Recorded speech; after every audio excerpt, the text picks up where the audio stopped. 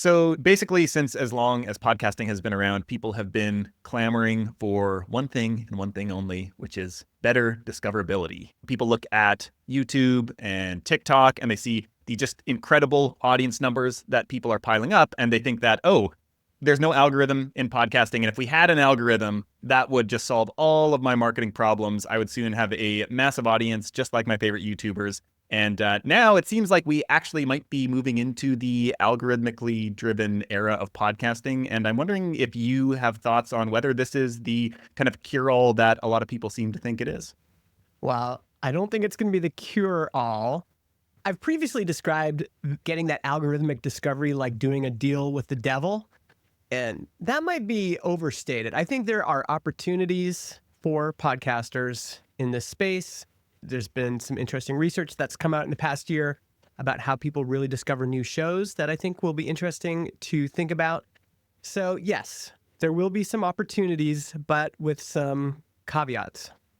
All right, so let's maybe start off and dig into some of the updates that are happening in the podcast ecosystem. And so these are mainly driven by two of the big players, YouTube and Spotify, who have been making some big moves in the past couple of years. But YouTube, I know, has like really come out in the past 12 months as we're recording this now, and has actually taken the lead in podcast listenership. That's right. So, and now Edison and some of these other research institutions are starting to talk about podcast consumption as opposed to just listening or watching, especially because in some cases, these modalities are fluid. So if you listen on YouTube Music, I don't know if you've checked that out yet, you can switch between video and audio mode.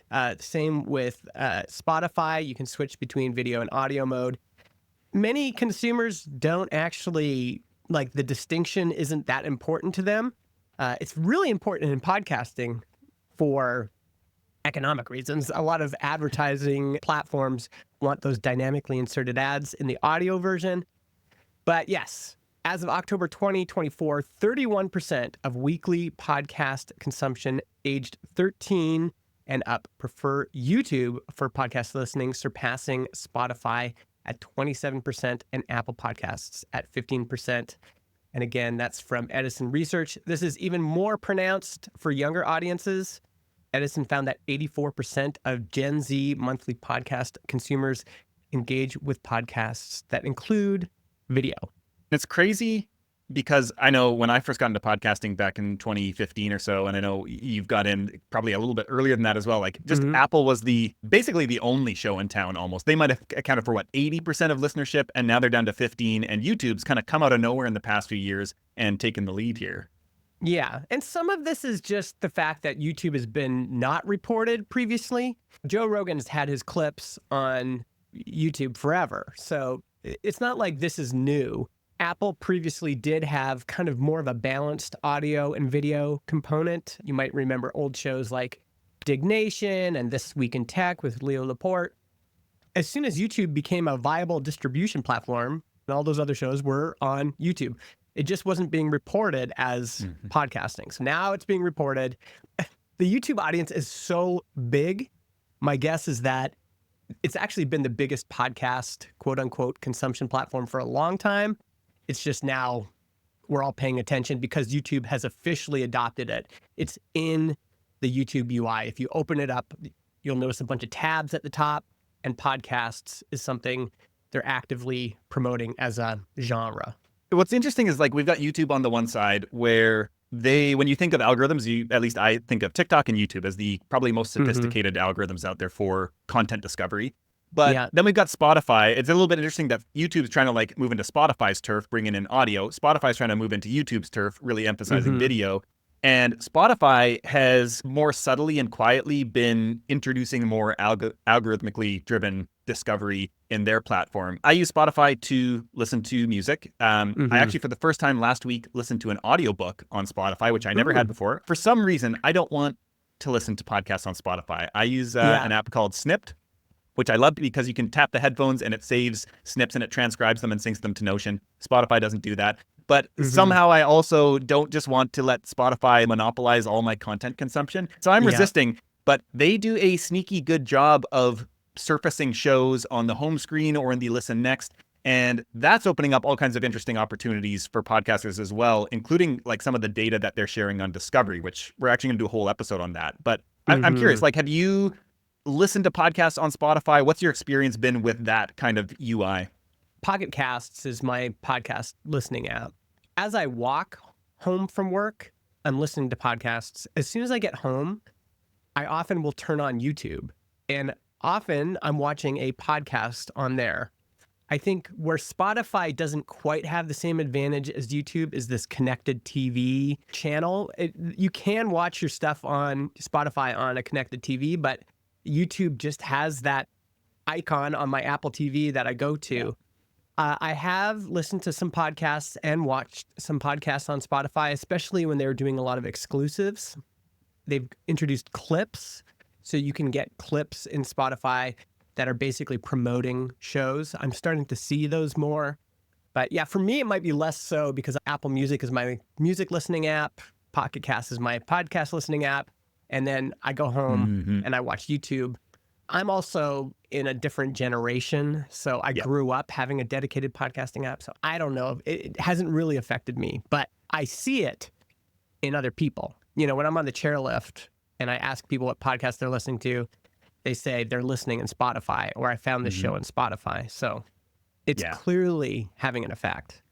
Yeah, and I think like some of the interesting things with transcripts that are being processed behind the scenes and then recommending, if you go to an actual episode page of a podcast, you're listening to that episode, they'll recommend other episodes or other shows at the bottom of the screen that are related to the one that you're listening to. And oftentimes you look at the titles and you're like, how are they pulling this in? Because my title doesn't say anything about these things, and yet they do seem relevant. And so that's an interesting little addition there as well, where I think there are going to be more opportunities for podcasters to leverage Spotify discovery, such as you can leverage it and engineer that. Obviously, there's a lot of, I think we're going to talk about this, the power that the platform has in an algorithmically driven world.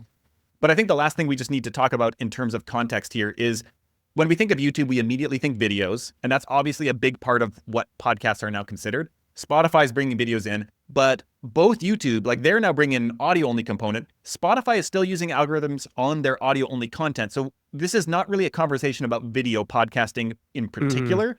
It's just happens to be that both platforms do both audio and video and use algorithms to surface content. Yeah, although again, we got to talk about Marshall McLuhan. The medium is the message. I think video does lend itself to algorithmically distributed content because it's so addictive. I go into Facebook to look at something on Marketplace, and pretty soon I'm looking at dozens of old TV clips from the 90s. It just draws you in, I think, differently than audio. There have been audio clip apps in the past. I don't know if you remember, there was one called, I think it was called Swift or something like that, where you could listen to 10-second clips and like scroll through just like TikTok. It doesn't have the same effect. And in fact, this is kind of what we like about podcasting, is that it's not this addictive thing. I think the medium is the message. The reason that algorithmic often equals video is because video does have this kind of like addictive character. Yeah, I would agree with that. I think that, podcasting, it doesn't feel like videos feel like an impulse buy almost. You see something and there's a visual aspect that pulls you in immediately. Yeah. Again, Spotify introducing some custom episode artwork, things like that. But in all of their kind of current UI, it's pretty small still. It's not the same as YouTube where you see a full thumbnail and that can pull you in, or TikTok or whatever. And so I'm a little bit skeptical that even with algorithmic discovery, that podcast episodes are really going to go viral in the same way a video does on YouTube. But we'll probably check back in a year from now and maybe we'll be proven wrong. Okay, so that's kind of like the state of affairs right now in podcasting. Algorithms are certainly becoming a bigger deal. And so I think the next question is like, what does that actually change for creators in terms of maybe both opportunities, but also in terms of how they approach their shows? I don't know if you have like a specific top of mind thing that you're thinking about as this is becoming more of a reality in the medium. So I have this fake Onion news headline in my head. I didn't realize my show would be competing with other YouTube videos for attention, podcaster says. And the whole idea is, yes, this opens up a whole new world, which is your content magically matches up with what the algorithm wants. And when people say, what does the algorithm want?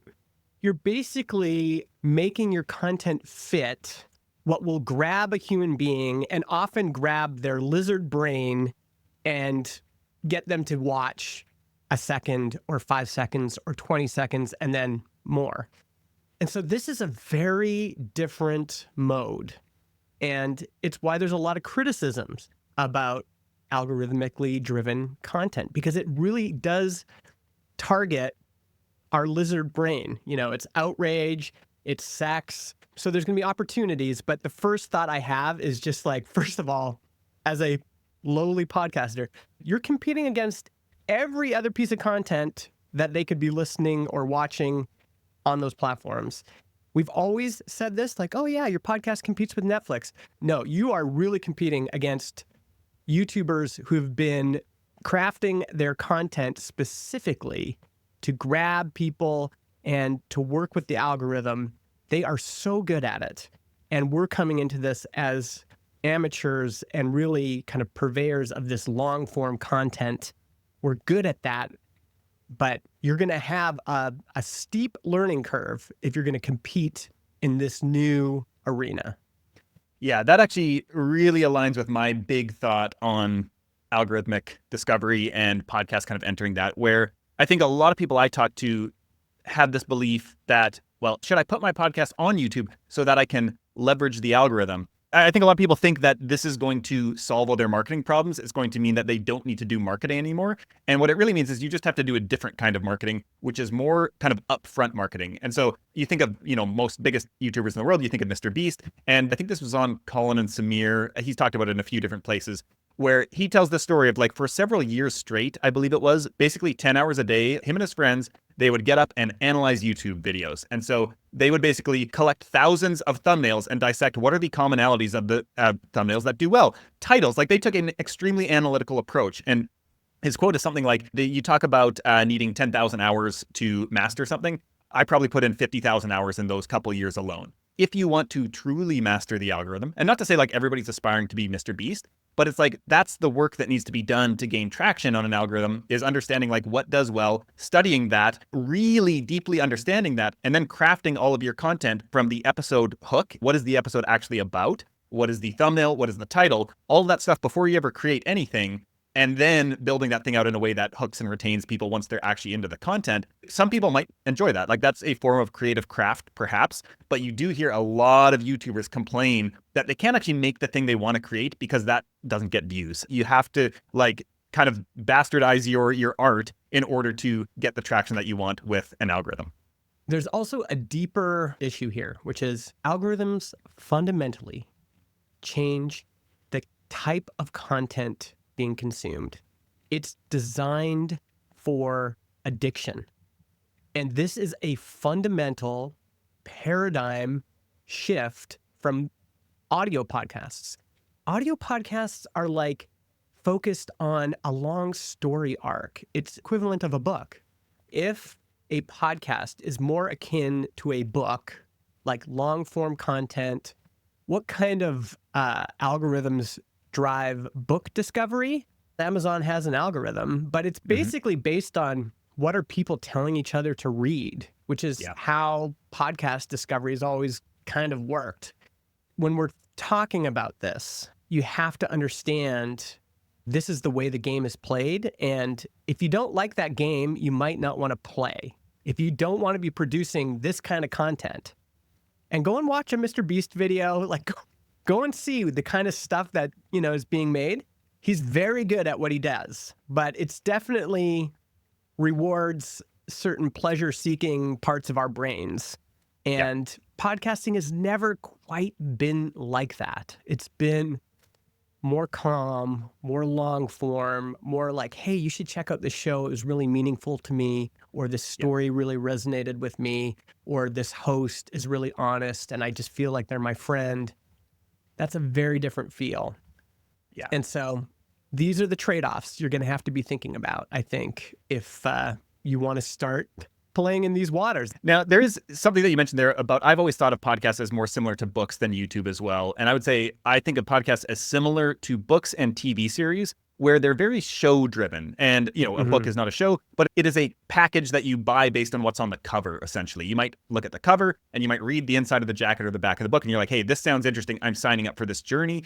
A TV series, for most TV, how it works now is very much, even with like a sitcom, you're probably not just dropping in for one episode. You probably are enrolled in this larger thing. Whereas with YouTube, like I think we've all had this where you watch one video that gets served up by the algorithm, and you may never see that creator again, or you might watch 500 videos of that person and you might never actually go to their channel page, like the home screen of their channel. It's just that they get served up by the algorithm. And so I'll be curious how this changes. Is right now, podcasting on whole is very show driven. And so I almost think like the concept and framing and pitch of your show matters more than any one episode. And if you have a strong show, it kind of raises up the floor of all your episodes within it. It's very hard for one episode to go viral or be one-off. People may drop in and out with interview shows of well-known people if you're looking for interviews of that person.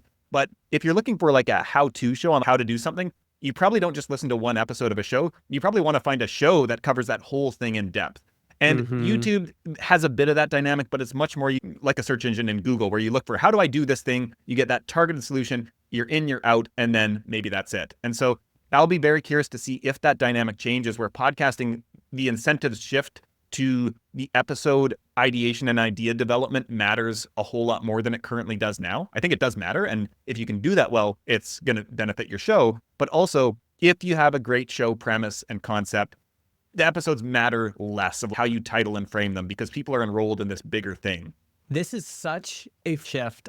Imagine, so Stephen King, big author. People buy Stephen King's books because they like his writing. Oh, he's got a new book out. I'm going to go check it out. My guess is his audience is predominantly 35 to 70-year-olds. And if you think about what people get from his books, thriller, horror, whatever, there is a similar type of content on TikTok, which is you're just following a horror trend. And there's all these ghost stories like the aliens over New Jersey. Well, that's all sorts of creators contributing to this one trending topic. And my guess is that a consumer that would have normally been a Stephen King reader now might just be the consumer of a trend on an algorithmic platform, YouTube, TikTok, whatever. That changes the game, because the whole premise of a creator economy is that I like Stephen King's books, so I'm going to follow him and I'm going to buy every book that he puts out. I like Hank Green, and so I'm going to subscribe to his YouTube. I like Seth Godin, so I'm going to follow his podcast and listen to every episode he puts out. That's how shows get built. That's how YouTube channels used to get built. That's how any sort of audience-driven entity used to get built.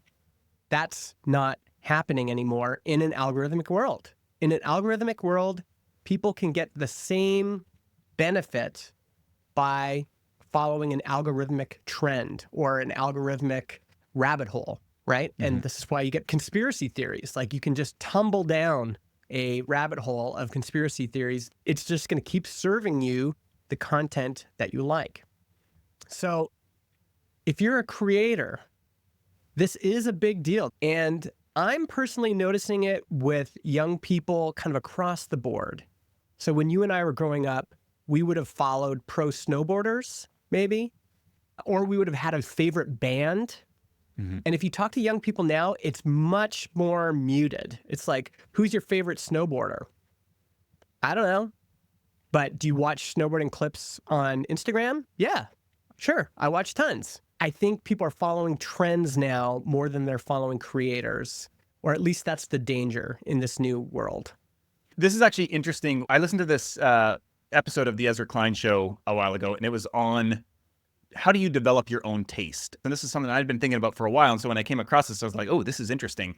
And basically the premise for the episode is that in a world of algorithms, algorithms tend to flatten out taste. And so they move everything to the middle. And so everybody ends up liking the same thing. And so he had a guest on who had written a book essentially on this, about how algorithms kill uniqueness and pull creators to create stuff that is like everything else because that's what get views. Seth Godin has made a point about this in the past. I've had 2 questions, call-in questions featured on Seth's podcast. One of them was around music and TV decades ago, like 50 years ago. And he had played this song on one episode previously that it was just the cheesiest lyrics. And this was like a big hit from like the 50s or 60s, maybe 40s. And I was like, man, this is so stupid. Like the lyrics are dumb. Are we just smarter people now, savvier content consumers?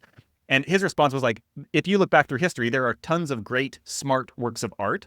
But the reality was that if you look back in the past century or so, there was maybe 3 TV stations, a handful of radio stations. They had to serve basically everyone. And so you had to dumb down the content to suit the mean. Like the interesting thing with the internet and algorithms is that it both creates this super average. And so we look at ChatGPT's output, which is essentially the average. It's not interesting. It's kind of boring. It's maybe accurate, maybe not, but it's like Wikipedia almost, where it's this crowdsourced collection of knowledge from the internet that has to revert to the mean. But then it also empowers these really fringe, kind of spiky, weird trends that you get. But if you want to speak to where the people are, you kind of have to create more average stuff. And so it's going to be less interesting, which almost in some way makes it harder to stand out because you're trying to just chase this thing that people already want rather than bringing something like really new and interesting and different. And so part of this that I'm fascinated with is how it potentially dumbs down consumers' taste, but also cause creators to limit their own taste and their own intuition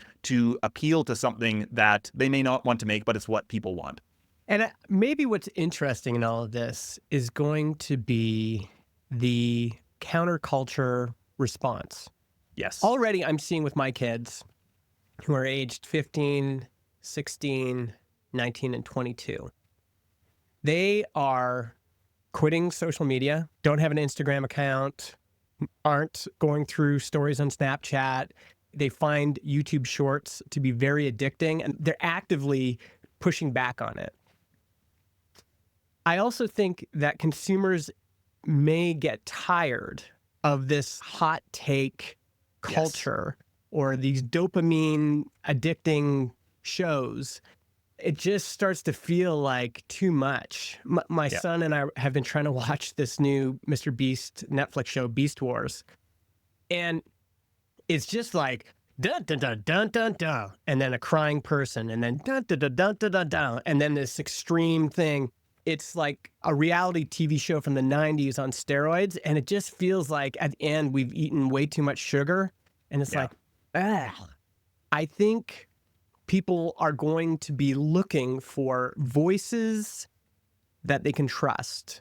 And, you know, to Joe Rogan's credit, this is something he's been able to maintain, is that he benefits from algorithms because there's a clip that might pop off and then bring in more audience for him. But he's also just become this voice that a lot of, especially young men, trust. Scott Galloway's done this. I think Kara Swisher's done this.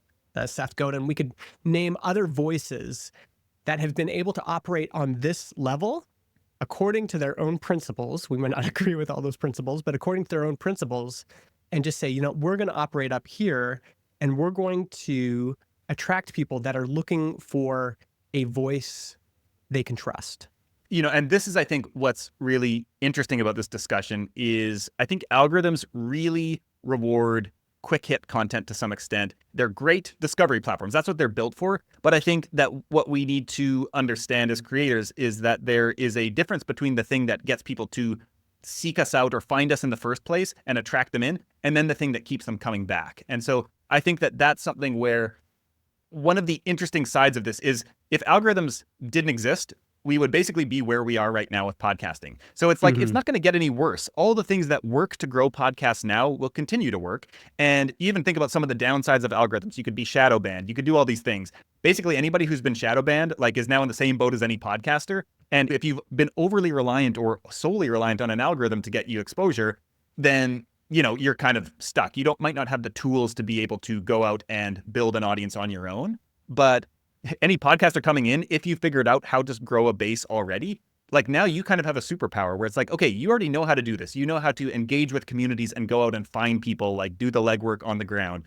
guesting on other podcasts, going and finding visibility out there that is not algorithmically driven. If you can do that, plus you can then dip in and out of using the algorithm. Maybe it's like once a month, you really try to have like an algorithmically driven podcast episode. And the rest of them are more of that like slower, maybe it's more of the content that are going to keep people coming back. There's probably a bunch of ways that you could play with both of these dynamics and build an audience of people who come to you because they know, like, and trust you. They rely on you to give them, your take on whatever the topic is, or maybe because you actually have a larger, compelling show that it's more of an experience than a very highly episodic kind of YouTube style content. But every now and then you do have a video that breaks through and gets out in front of more people. So I think there's actually a lot of opportunities here, and it's not necessarily a all one or the other.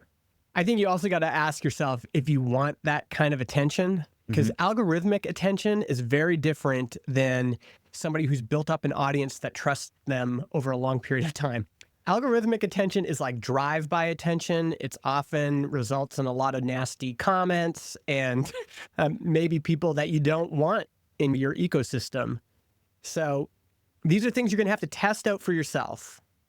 Okay, so I want to kind of close this out, the last section here, talking about what are the directives to creators. So this is happening, whether we like it or not. And algorithms are playing a larger role in podcasting. They're opening up opportunities, maybe also some downsides. So like, how do you think a creator should approach these things?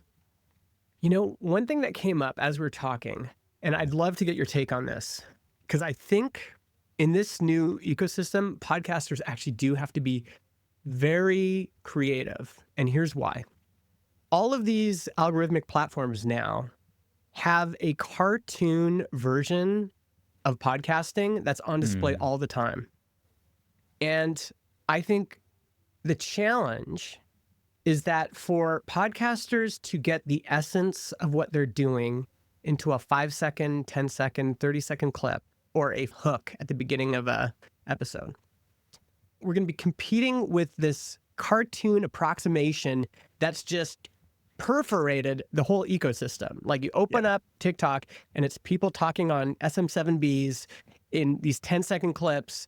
It's like a poor version of the authenticity and the humanness that is podcasting. But it's just been repackaged so many times now that it feels like there's just this like banal everything.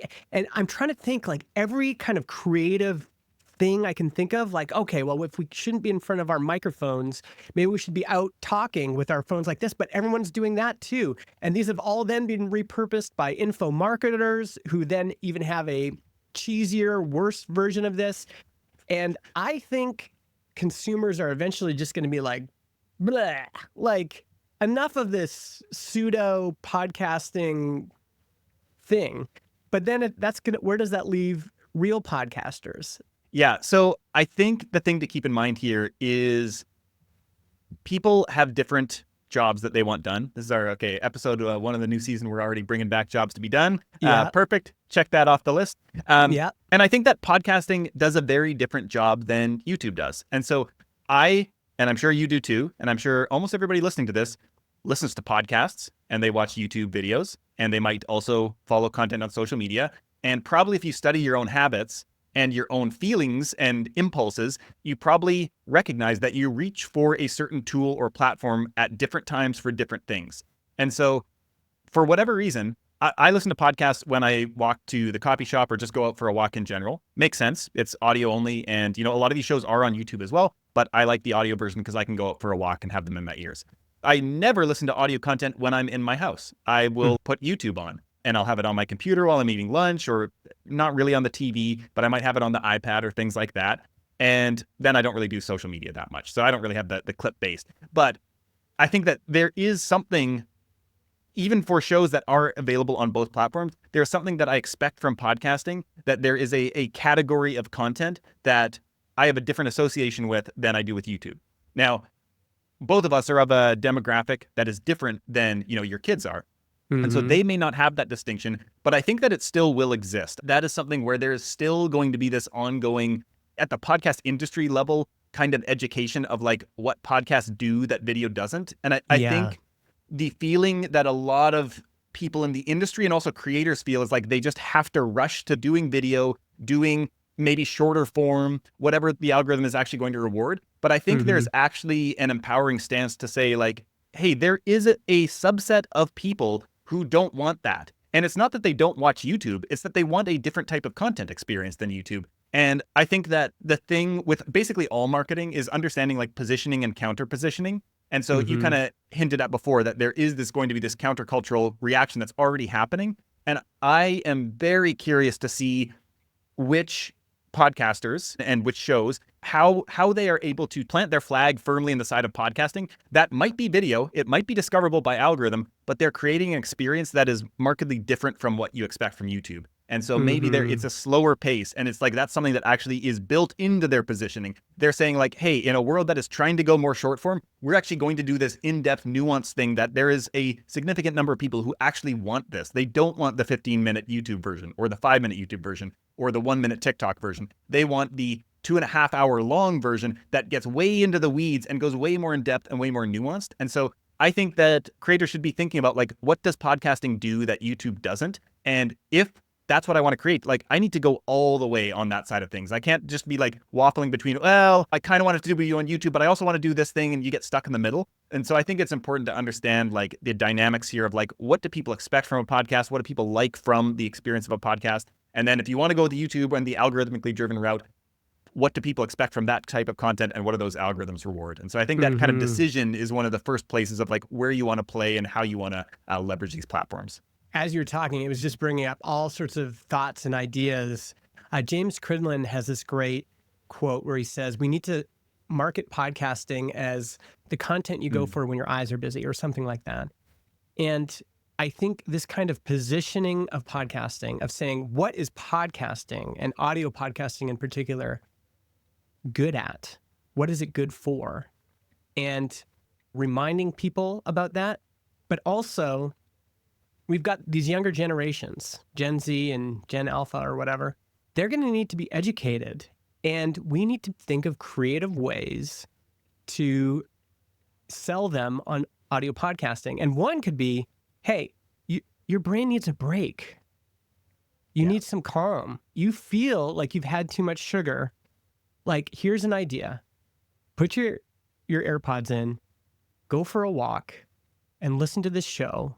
And this show is going to be like a companion for you. It's going to be talking about the issues and feelings and situations in your life that you're contemplating right now. It's going to add to your life in a totally different way. In the same way that you might sell someone on meditation, I think there's a version of this of podcasting is the calm alternative when you need to get out of the house and you just want to go for a walk, or you want to go for a drive, or you're going to do the dishes. Like, your eyes are busy. And here's something you can put in your ears that can educate you, that can inform you, that can entertain you, but in a way that's not going to make you feel sick. Yeah. So much of like good content, like good comedy, good whatever, is articulating the thing that people are feeling, but they haven't articulated for themselves. That's the way you can play in these arenas, or at least one approach. All right. So one last spicy take here before we close this one out here. I have this thought that there's this decision of like, do I want to, go all in on YouTube? Do I want to really play the algorithmic game? My stance here is that to some extent, algorithms reward the same things that people do. And they are partially designed this way. They're trying to surface stuff that people will click on. And as you pointed out earlier, a lot of stuff that algorithms surface kind of speaks to the lizard brain, the kind of like basest emotions of ourselves. But when we think about, if you look at what YouTubers talk about when they talk about succeeding with the algorithm, they talk about the titles and the thumbnails of their videos. And they basically say, if I can't create a thumbnail and title that I know people will click on, I don't create the video. And so my take here is that podcasters could actually apply exactly that to their shows now. And even in the absence of algorithms, if they're scrolling through Pocket Casts, somebody comes across their show and they say a really compelling title that is really clickable, and maybe some custom episode art that is also really clickable, they're going to get more listeners that way as well. And so it almost doesn't matter if algorithms exist or not. You should still be doing the things that algorithms reward. Here's my counter on that. I had this experience the other day where I listened to a podcast from an expert, and I just like was so impressed with them. And I said, oh, I got to find out what, their other stuff. And I searched their name, found their YouTube channel. And their YouTube channel was full of Mr. Beast style thumbnails, like cheesy, attention grabbing, whatever. And it just diminished my respect for this person immediately. Yes. It felt like all of the authority and poise and, respect I had garnered for this person was gone in an instant because they were trying to play this game. And in my head, I'm like, you don't need to do this. You don't need to play this game. You don't have to have that attention-grabbing thumbnail. People are going to search you out. They're going to see your YouTube channel. Make that YouTube channel classy. And it's made me think about my own stuff. Like I've tried to play this thumbnail game as well. And I go back to my YouTube channel and I look at it and I'm like, it's embarrassing. It's like, why? The truth in what you're saying is that obviously titles matter. Headlines have mattered since the newspaper age. A book title matters. The first sentence of a chapter in a book matters. So these things do matter. Maybe my tweak on it will be, let's be careful that we don't discount or degrade the quality of what we're doing by slapping some cheesy infomercial graphic on it. Let's give it the class that it probably deserves. And in the long run, if you're trying to attract an audience that kind of knows and respects you, you need to be doing things that garner respect. So yes, think about the headline. But I mean, I've had tons of pushback on kind of clickbait headlines that I've used. And maybe sometimes it's fine. But one thing that we don't see in churn stats for podcast listenership or YouTube watching or whatever is just how much those activities end up harming us long-term. You often don't see how many people are there like, I'm just sick of this altogether, And if we can be a refreshing counterculture voice in these places, and it might just mean, you know what? I'm not going to use that Mr. Beast thumbnail technique. I'm going to go counterculture, and I'm just going to have something that truly represents the taste that I'm bringing to this show.